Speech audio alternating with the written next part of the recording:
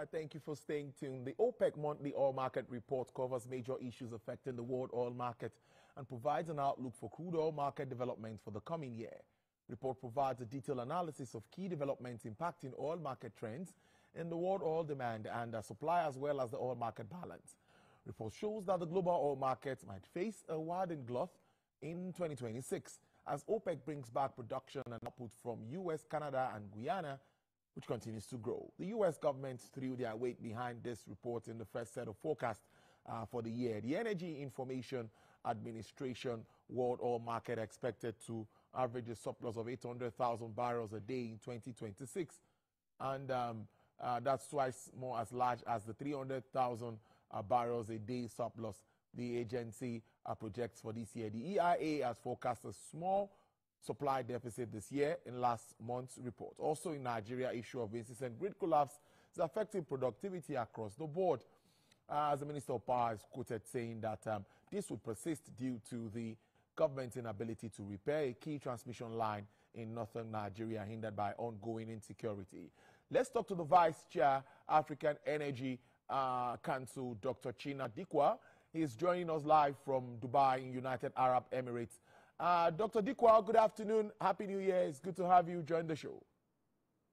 Hi, Tolu. It's a pleasure to be here. Thank you. Yes, I think we should start with the OPEC report. It's yet to be released. Last I checked before I came on. I don't know if you have it now, but what are your expectations?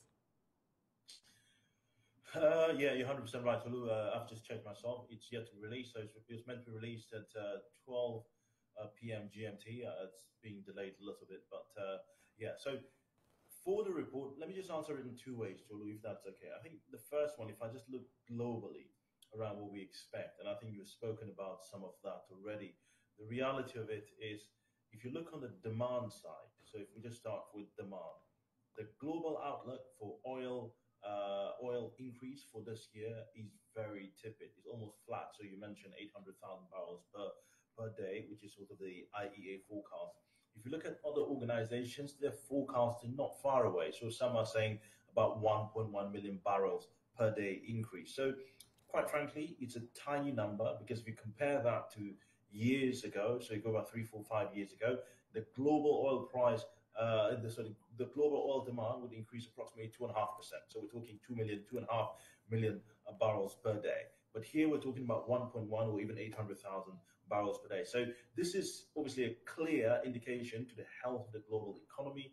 China is slowing down incredibly. They're injecting a lot of capital to try to get the economy going again. Of course, China has been the biggest sort of demand center for crude oil, but that's slowing down. So that's putting pressure on global demand. Now, if you go to the supply side, which is what you mentioned there, Tolu, on the supply side, so obviously demand and supply need to balance for us to get healthy price.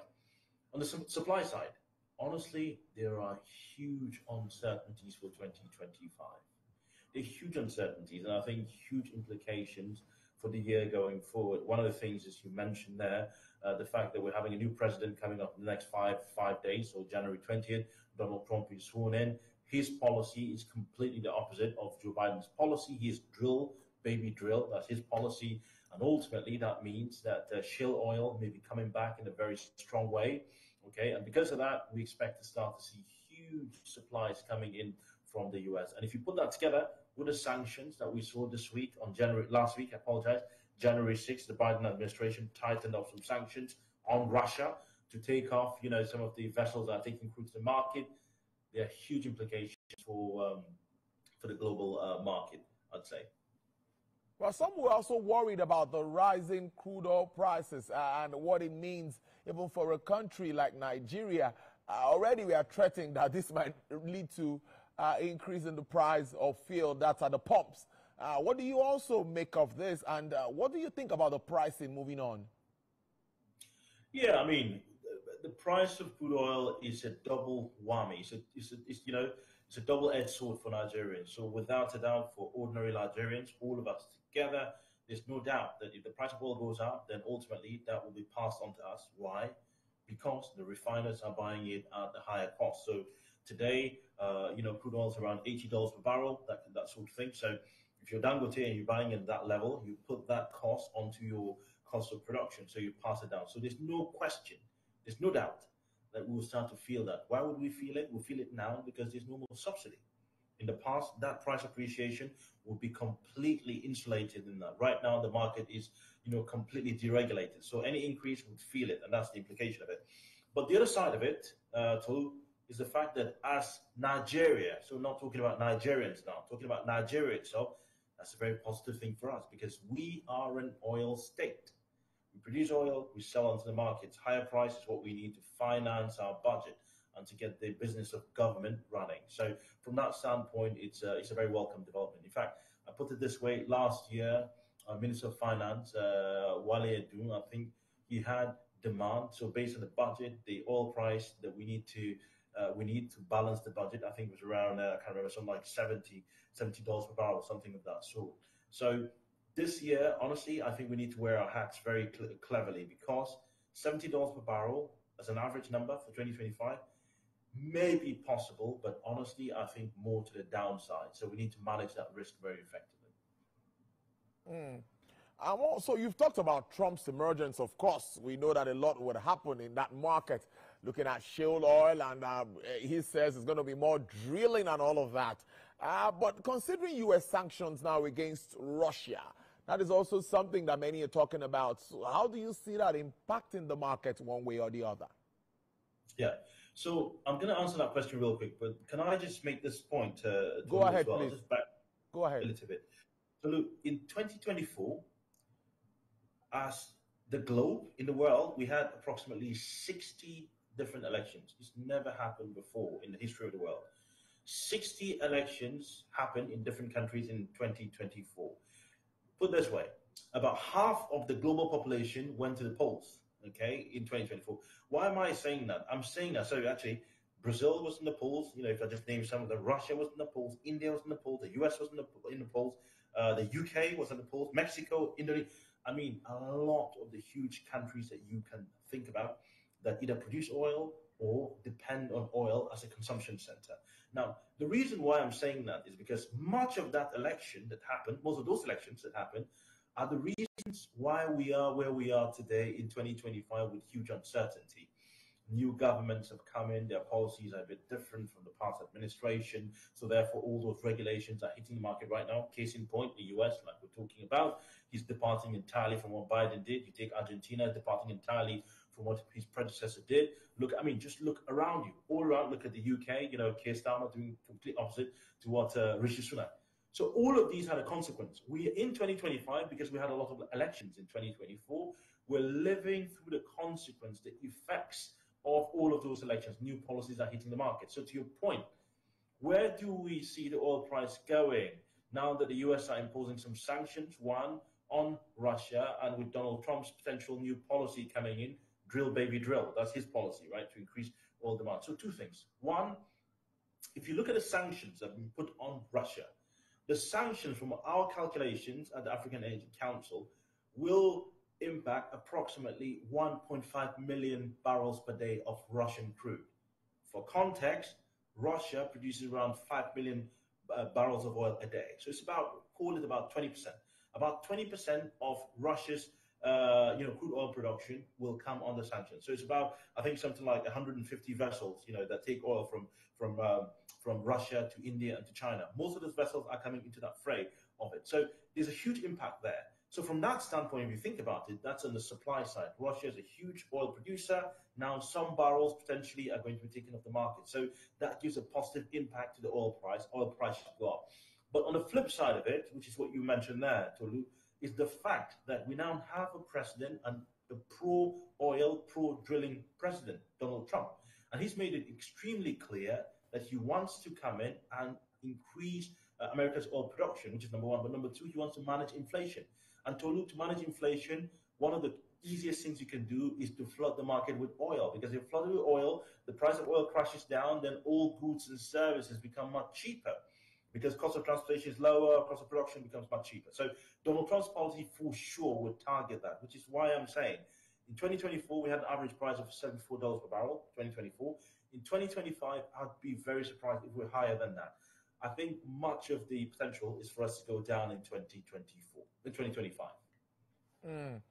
Well, I'm just looking at the projections and reprojections and the politics in that market. We're going to leave our conversation around the grid collapse that's going to be for another time. But I think wrapping up this crude market and oil market thing, let's stay with Nigeria now.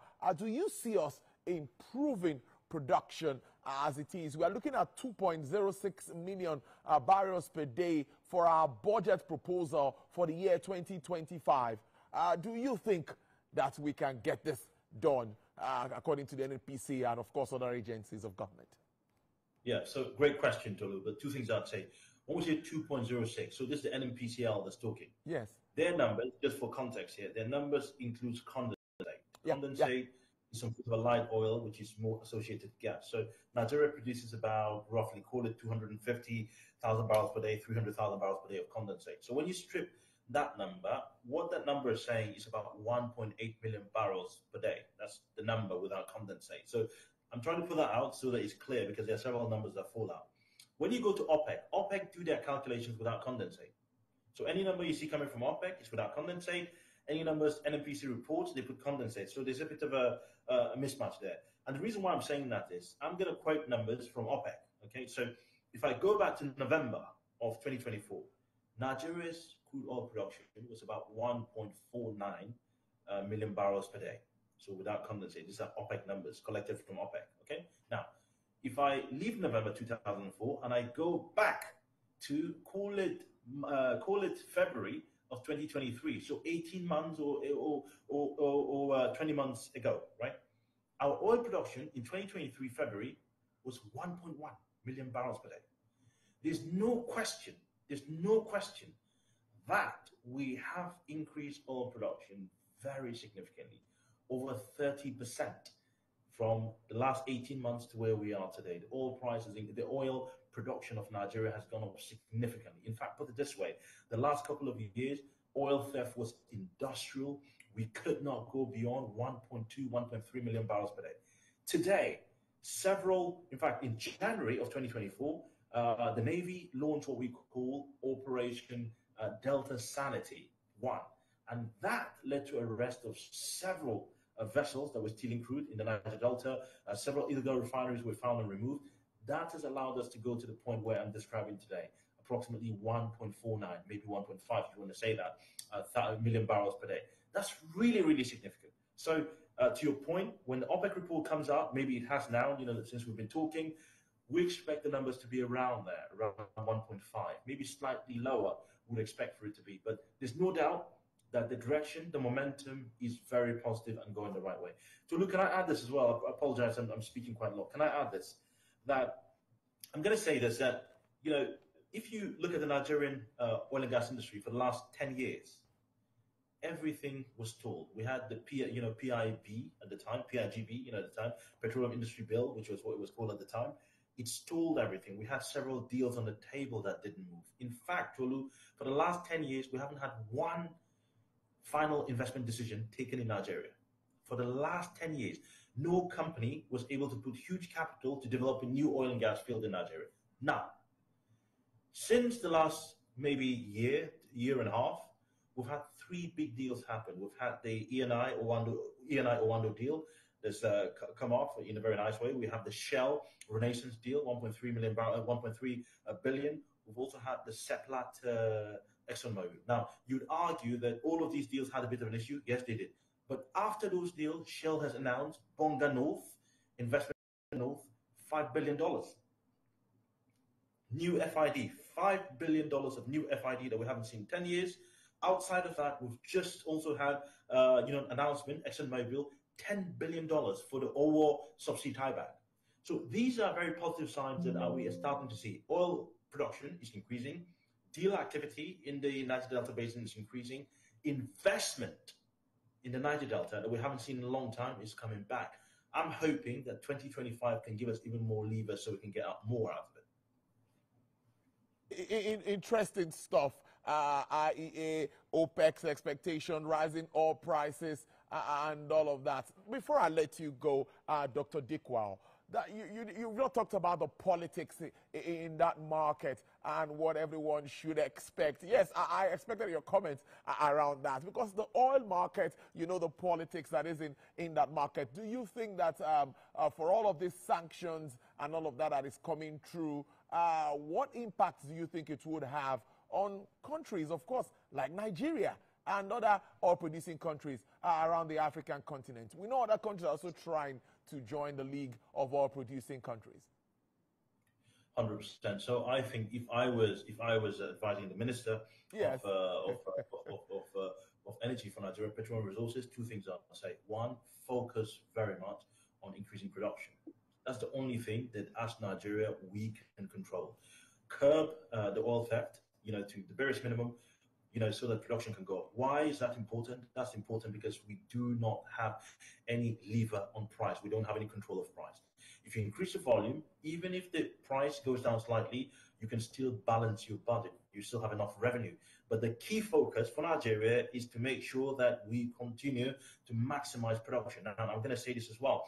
Just given all the headwinds that are happening and the uncertainty, believe it or not, Tolu, that Saudi Arabia, who are central to much of what's happening in OPEC, are right now considering, they're relooking their strategy and thinking, well, hang on, shall we continue to look at price and balance price, or shall we go market share? For a long time, Saudi Arabia were happy to allow other countries to take market share so that they can focus on price.